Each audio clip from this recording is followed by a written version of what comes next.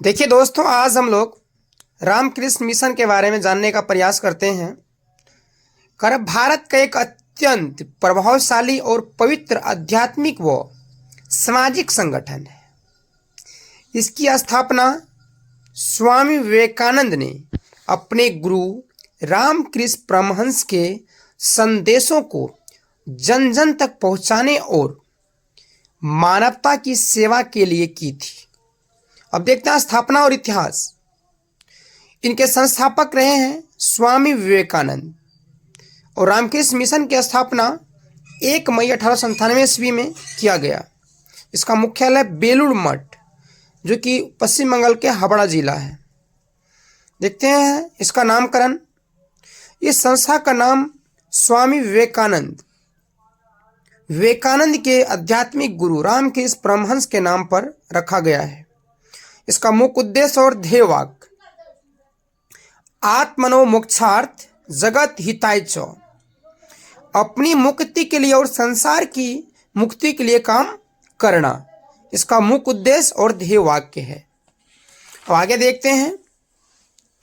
प्रमुख उद्देश्य वेदांत का प्रचार, शुद्ध वेदांत और उपनिषद के ज्ञान को सरल भाषा में लोगों तक पहुंचाना, मानव सेवा ही माधव सेवा, माधव मतलब ईश्वर, शिव ज्ञाने जीव सेवा, प्रत्येक जीव में शिव का अंश मानकर उसकी सेवा करना के सिद्धांत पर काम करता। मतलब ये कहते हैं कि अगर ईश्वर का सेवा करना है तो आप मनुष्य का सेवा कीजिए। मनुष्य को ईश्वर के रूप में इस दुनिया में भेजा गया है, ईश्वर ने भेजा है, और इसलिए ये मानव सेवा में ज़्यादा ध्यान देते हैं।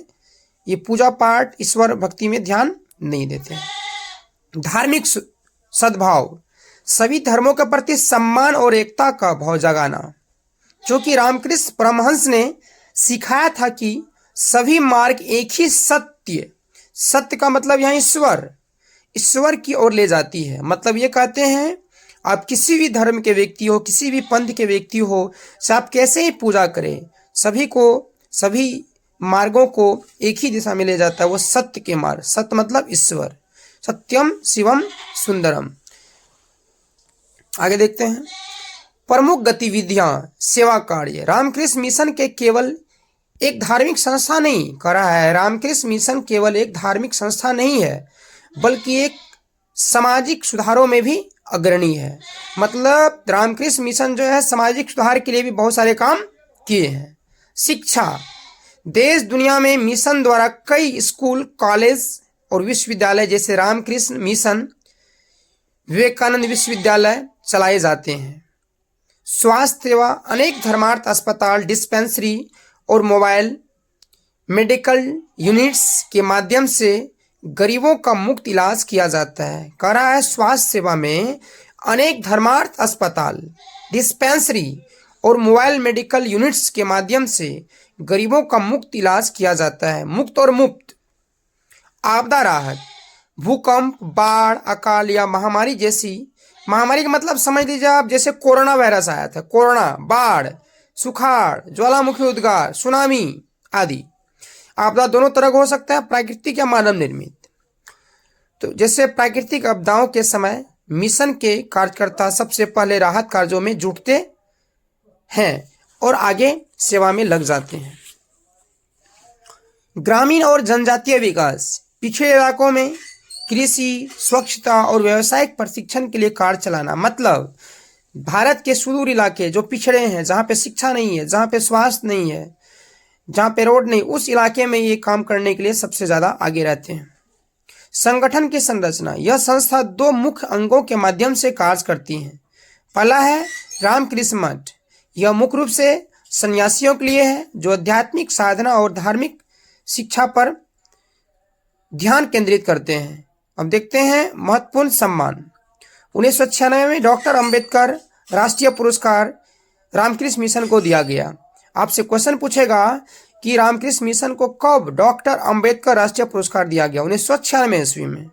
फिर आपसे पूछेगा रामकृष्ण मिशन को कब गांधी शांति पुरस्कार दिया गया? 1998 ईस्वी में। मतलब 1998 ईस्वी में रामकृष्ण मिशन को गांधी शांति पुरस्कार से सम्मानित किया गया।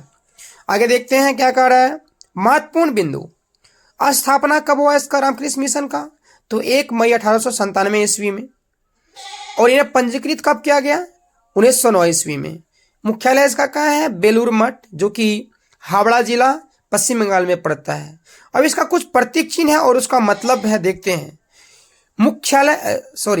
हम देखते हैं इसका कुछ प्रतीक चिन्ह है और उसका मतलब समझते हैं। जैसे लहरदार पानी, कर्म का प्रतीक, मतलब जिस तरह से पानी आगे बढ़ता है उसी तरह से मनुष्य को कर्म करते रहना चाहिए।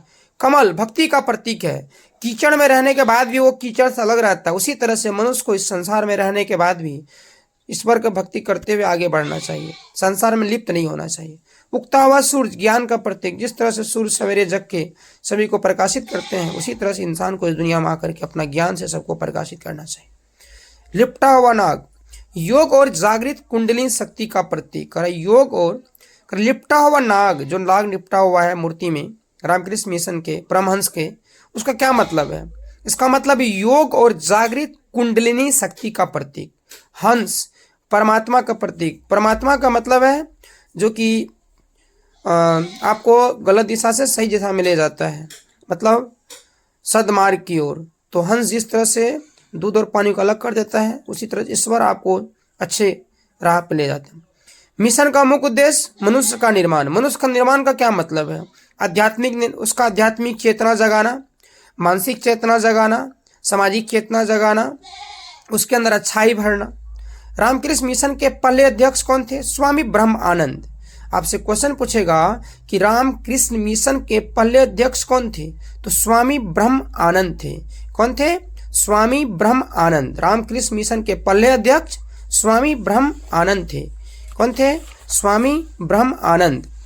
देखते हैं वैश्विक उपस्थिति, मतलब रामकृष्ण मिशन विश्व में भी फैले हुए हैं और आज इस मिशन की 200 से अधिक शाखाएं भारत और विदेशों, जैसे विदेश का मतलब क्या, जैसे अमेरिका, रूस, जापान, फ्रांस आदि में फैली हुई हैं। शिक्षा का विस्तार देखते हैं, यह संस्था लगभग 1200 शिक्षण संस्थान चलाती हैं, मतलब 1200 एजुकेशनल इंस्टीट्यूशन चलाती हैं, जिसमें क्या किया जाता है, दृष्टि बाधितों के लिए विशेष स्कूल, मतलब जिसको आंखों से दिखाई नहीं देता है, अंधा है, वैसे बच्चे के लिए विशेष सुविधा है पढ़ाई का।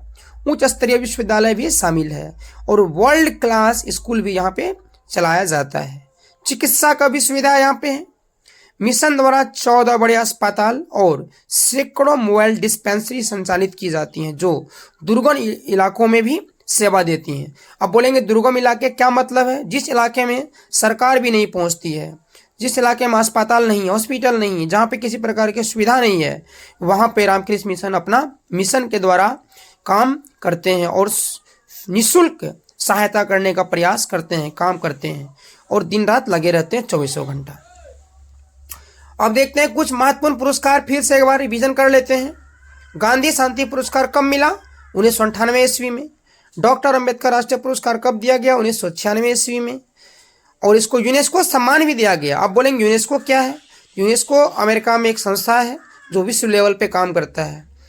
तो आप बोलेंगे यूनेस्को इनको क्यों सम्मान दिया, आखिर रामकृष्ण मिशन को यूनेस्को सम्मान देने के पीछे क्या कारण है, तो सहिष्णुता और अहिंसा को बढ़ावा देना। आप बोलेंगे सहिष्णुता का क्या मतलब है, जो सहनशक्ति को बढ़ाता है।